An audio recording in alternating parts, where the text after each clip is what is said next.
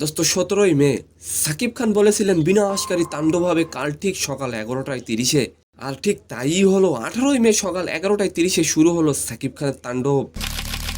দোস্ত তাণ্ডব সিনেমার 1 মিনিট 41 সেকেন্ডের ফোরকাস্টে অন্য এক সাকিব খান ধরা দিতে যাচ্ছেন। এন্ড সেকেন্ড নিউজটি থাকবে দোস্ত অনেকটাই চমক দিয়েই মুস্তাফিজকে দলে টেনেছে Delhi Capitals. Performance 4 for 29 from his 4 overs and he তবে দোস্ত মুস্তাফিজকে দলে নেওয়ায় বিশাল বিপদের মুখে পড়েছেন দিল্লি ক্যাপিটালস। তো আশা করি নিউজ দুটি জানতে অবশ্যই ভিডিওটি সম্পূর্ণ দেখবেন।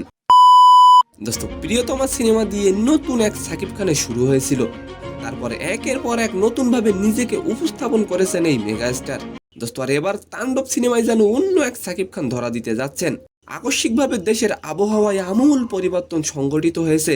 দেশের সব পুলিশ স্টেশনকে 10 নম্বর মহা বিপদ সংকেত দেখিয়ে যেতে বলা হয়েছে। আকস্মিকভাবে দেশের আবহাওয়ায় আমূল পরিবর্তন সংঘটিত হয়েছে। দোস্ত আর এভাবেই শুরু হয় তাণ্ডব সিনেমার ফোরকাস্ট। দোস্ত মেগাস্টার সাকিব খানের মুভি আপনার কেমন লাগে অবশ্যই কমেন্ট করে যাবেন। দোস্ত সম্প্রতি প্রকাশিত তাণ্ডবের ফোরকাস্টে অভিনব কিছু দৃশ্য দেখা গেছে। সাকিব খানের নতুন কিছু দেখানোর চেষ্টা করেছেন নির্মাতা। দোস্ত টিজারের বড় অংশ জুড়েই আছে রহস্যময় মাঙ্কি মাস্ক। সাকিব খান সহ অনেকেই এই মাস্ক পরে রয়েছেন। দোস্ত তবে কেন এমন মাস্ক ব্যবহার করা হয়েছে সেটি জানা যাবে সিনেমায়। দোস্ত আর এবার আলোচনা করব মুস্তাফিজকে নিয়ে। দোস্ত মুস্তাফিজকে দলে নেওয়ায় দিল্লির উপর খেপেছেন কিছু দর্শক, এমনকি আইপিএল এ দিল্লির ম্যাচ বয়কটেরও দাবি তুলেছেন কেউ কেউ।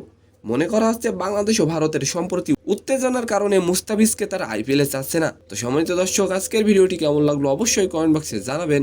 আর ভিডিওটি যদি ভালো লাগে অবশ্যই একটি লাইক দিয়ে আমাদের চ্যানেলটিকে সাবস্ক্রাইব করে দিবেন। ধন্যবাদ।